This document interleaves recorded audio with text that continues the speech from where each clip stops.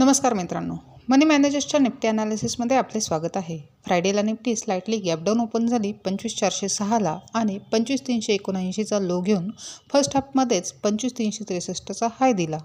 त्यानंतर पूर्ण वेळ 25540 ते 25660 या रेंजमध्ये साइडवेज मूवमेंट केलेली आहे। एकंदरीत निफ्टीने 25380 वरून चांगला बाउन्स बॅक घेतलेला आहे। डेली टाइम फ्रेममध्ये बघितले तर एक डाऊनवर्ड चॅनल फॉर्म झालेला असून फ्रायडेची जी क्लोजिंग आहे ती चॅनलच्या मिडलच्या वरती क्लोज झालेली आहे, त्यामुळे पॉझिटिव्ह व्ह्यू होऊ शकतो।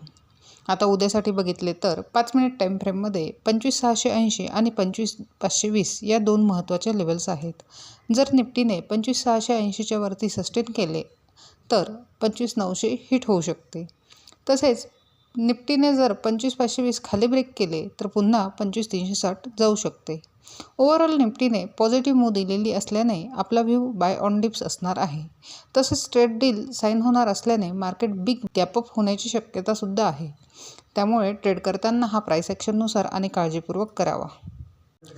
अशाच निफ्टीच्या ॲनालिसिससाठी चॅनल सबस्क्राईब करा, तसेच व्हिडिओ लाईक आणि शेअर करा।